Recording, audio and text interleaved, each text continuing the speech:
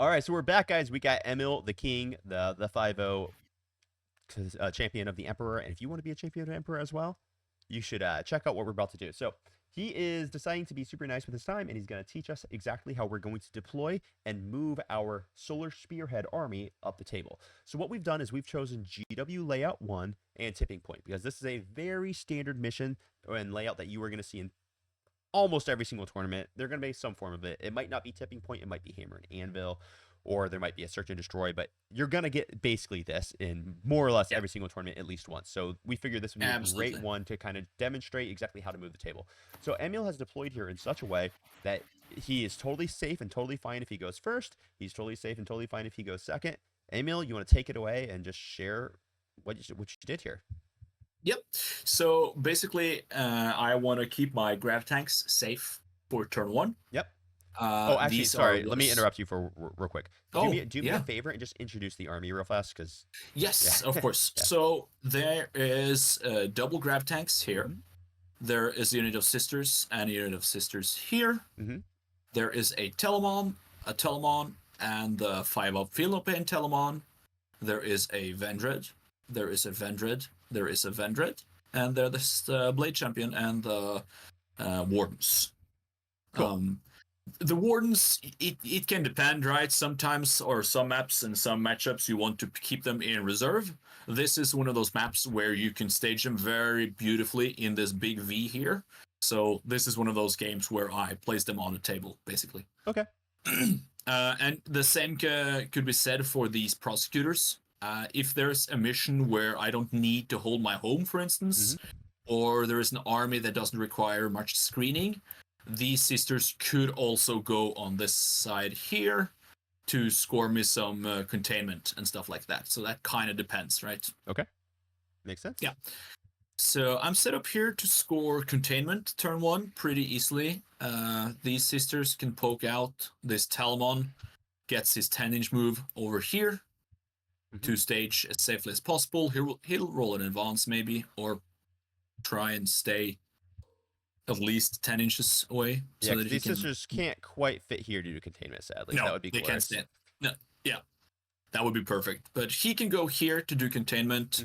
I have a Venerable Dreadnought here. If I need to, I'll spend 1 CP, put him forward, and do containment. Yep. He can then also reach this objective to take that early on.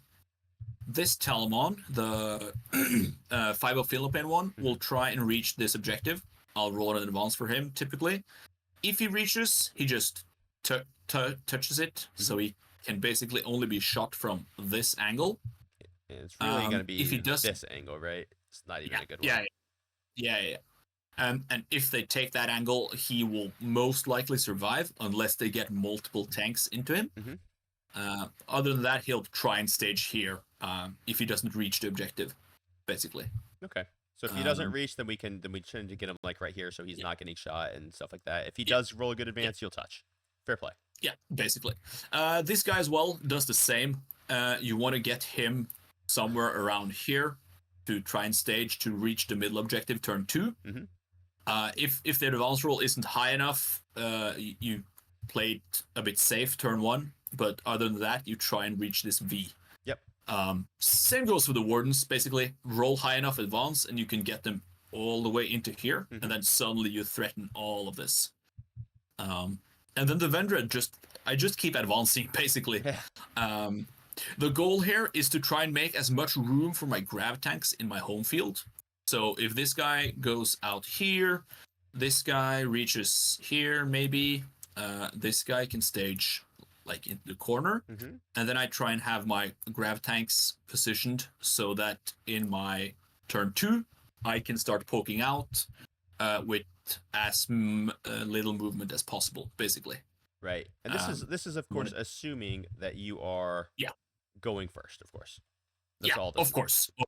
Yeah, of course. If my opponent goes first, I might need to react to some of his movements, but yeah. So this is generally what you're looking to do, right? Yeah, I would rather have 3 dreadnoughts here than the Wardens, actually. Right.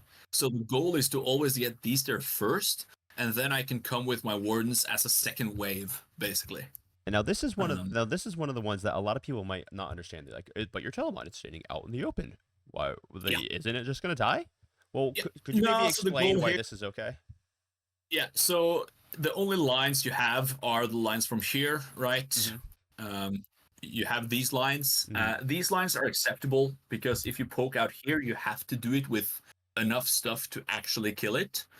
And then my grab tanks can move like this, and then the other grab tank can move like this, and then And suddenly I shoot you back with two grab tanks. right, and the amount of Uh, dedication that you probably have to put in to kill a Telemon, it's yeah, not one battle yeah. tank that does it. It's going to No, be no, minimum absolutely. two, which exposes his Yeah. entire army to two Caladiuses, and then they both get murked, right, by all of this. Yes, because then you can also bring up the Talamons, right? Right, And then suddenly you have put on so much pressure that he now has to deal with these two grab tanks. He has to deal with these two Talamons that are standing here, and then the Blade Champion is coming in the next round. right. Okay, so basically you just put overwhelming force. Yeah, Let's just answer a few questions here that I'm sure some people are going to have. This guy right here deploying. Is there a world where maybe we deploy him here? Or does he need to be absolutely. here?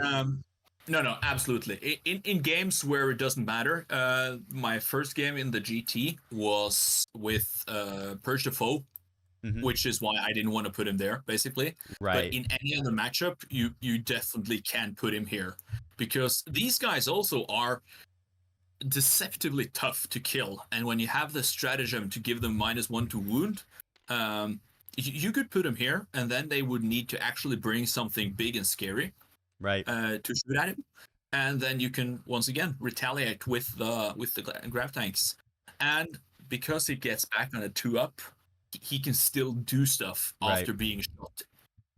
And so the reason why I think I love a deployment like this, and if you're playing a Purge of the Foe, it makes perfect sense to hide them. But outside of Purge of the Foe, the reason why I think I like this deployment so much is that right now, if we draw Area Denial, we have Area Denial. If we draw Yep, Cleanse, we have Cleanse. If we draw yep, Cleanse, we have Cleanse. If we draw yep, Containment, we have Containment, we have Containment. So we have Secure No Man's Land for 2. We have Extend Battle Lines. We have Area Denial. We have Cleanse. We even have an Established Locust, 100%. although we probably won't establish Locust. We'll probably just bank that for CP. We have Yep, containment. We have every single secondary that is under your control to score.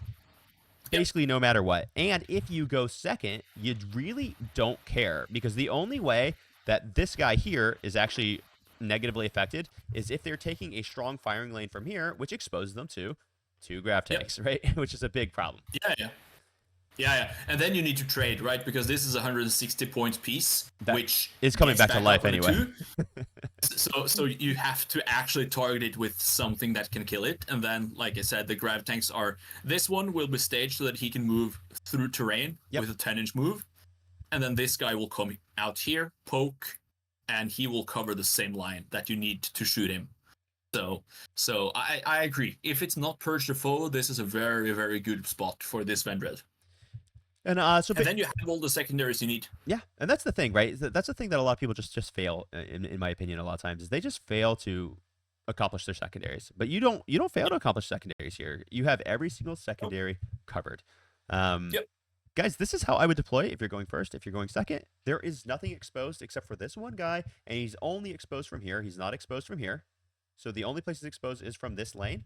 And the second someone wants to pop out and take this lane, it's like, all right, man, here we go. We're in a freaking firefight.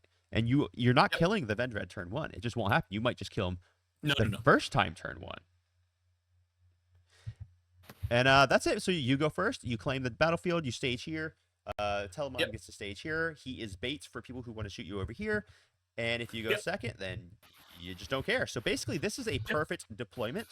The only thing that can change is based off of basically what is the primary. Does the Venerable Conceptor get to deploy here or here? So if Yeah, you guys follow basically. this style of deployment, this is what I basically work with all of my coaching clients on. Well, it's not the only thing, but this is a big thing that we work on. And Emil has really mastered this part is you guarantee that you know what you're doing if you go first, you know what you're doing if you're going second. And what does that do to your first turn? Like how long does your first turn take? Basically, regardless No, of what that's the thing, right? cards you draw. That's the thing. I just need to stage or do my secondaries. So I typically spend, let's say, a good 10 minutes on my first turn because this is all planned out It's from done. from deployment. My games were very short. because I don't spend that much time planning. The thing that takes the most time with this army is just knowing where I want to use the move through wall Right, stratagem, right. uh, which you need to kind of plan for the next turn as well. But when you deploy with secondaries in mind, you will have pretty fast turns. Yeah, man. So I love it. I think this is great, guys. If you want to mimic this Yeah, style of deployment, I highly recommend it. You can always fiddle with lines like maybe there's a millimeter over here that you need to fix. There's a millimeter here that you need to fix. of So course. you guys fiddle with things like that. Sometimes you can even deploy this guy right here, depending on what he has deployed over here or right Yeah. here, because the line to shoot is from here. And Yeah, you can draw out some of his deployments, right? If you know that exactly, if all his heavy tanks are on this side, this guy is pretty safe there, right? exactly. So it kind of depends. So there is a little bit of wiggle room here, but deploy like Yeah, this, absolutely. go first, you're happy. Go second, you're happy. You're basically just a happy camper, and you're gonna go crump some nerds for Yeah, the Emperor. So with that, Emil, for the Emperor. thanks so much for your time, man. I really appreciate it. Thank you, man. I'm gonna link the interview that we did with you so that people can learn how to, Yep, in a more long format, how to actually run this nice. army. And we're freaking excited to see big things from you. Yeah. All right. All right, everybody, crump on. Bye bye.